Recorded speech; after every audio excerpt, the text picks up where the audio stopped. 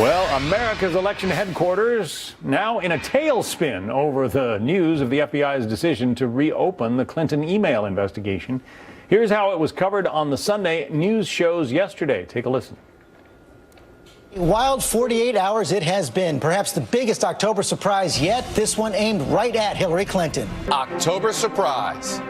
FBI Director James Comey's announcement of newly discovered emails jolts the race. Can Donald Trump use this latest revelation to reinvigorate his campaign? A late October surprise rocks the presidential campaign. What do we know and what impact will it have on the race? October surprise. A sudden twist as the FBI director says they have found emails possibly pertinent to the probe into Hillary Clinton's private server. With pressure building from both sides, will the FBI have to say more? With just over a week till Election Day, a campaign bombshell.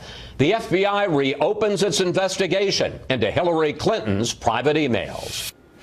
Joining us now, Tammy Bruce, radio talk show host, and Leslie Marshall, syndicated radio host. Both of them are Fox News contributors.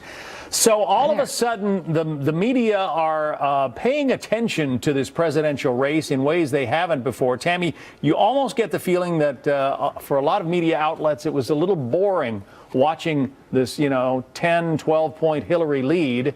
And now all of a sudden they're paying attention to it, making it more of a horse race. Well, look, I think that it took a lot of energy to keep it at that supposed 12-point lead. You had actually a huge spectrum from Investors Business Daily and the LA Times poll at 1% or tied, all the way up to swings up to 12 and 15 points ahead. And that takes a lot of work to keep that going. At the same time, remember, prior to this latest drama, Obamacare had hit.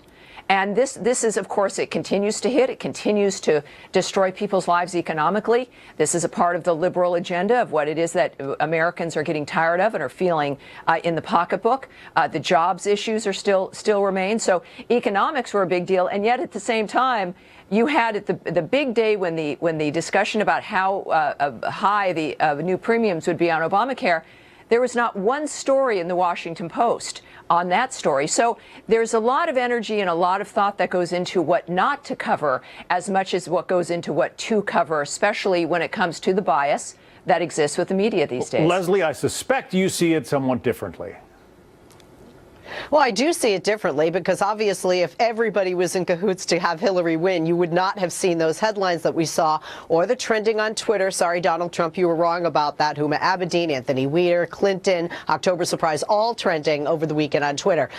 Quite frankly, I think any network, whether they're cable mainstream media, if they're a newspaper outlet, they want to make money. They're a business. So they're going to lead with something that their viewers or their readers are going to be interested in. And quite frankly, if we look historically at the last presidential elections in modern day, it is normal for the race to tighten in a couple of weeks before the election because we're pretty much almost a 50-50 divided country, largely partisan, Republican and Democrat, and that's how we see people vote. Even Hillary Clinton said it's going to be a very tight race a while ago, and quite frankly, even though there was a 12-point lead, we know the polls have gone up and down, and we have seen in the primaries that not all the polls have been 100% accurate. Tammy, what do you make of the criticism that the FBI director is getting? He had essentially closed the book on the Hillary Clinton investigation, that extraordinary news conference back, I think, in July.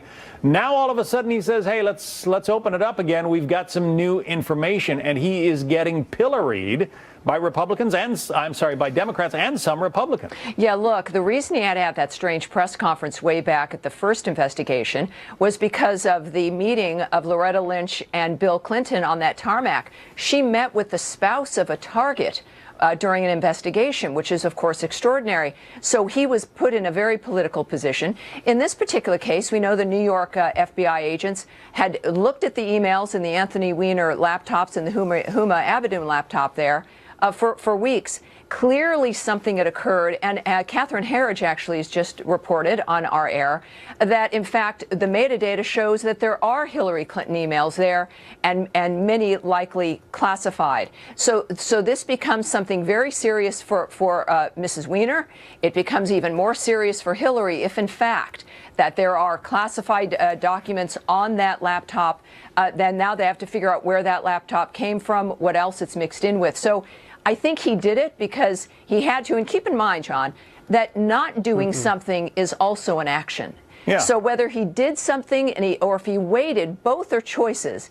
And so I think what he did was what he would do under any case, that this was serious, it mattered now, and he needed to report it. Leslie, isn't it the case that, well, it appears we have lost our connection to I had Leslie? nothing to do with that. She's been bleach bitted out of existence, I guess. Okay, well, it appears we've lost our connection to Leslie. We apologize to our viewers for that. Tammy, since you're still with us, I'll just ask you this question. Sure. I mean, isn't it the case that Hillary Clinton really has no one but herself to blame for the situation in which she finds herself? I mean, everybody is attacking the FBI director, but if she had never used this private email system, which she has acknowledged responsibility for and apologized for, none of this would be happening right now. Well, of course. I mean, the Clintons have it, both Bill and Hillary Clinton, their tendency is to blame the messenger. So we've seen this as being one of their strategies. And for Mrs. Clinton, look, she's learned in a lot of ways from her husband, who has been the politician, if you will. And I'm a feminist, and I give women all the credit in the world for causing their own success and their own problems. But she has been moved through a swamp of Washington, D.C.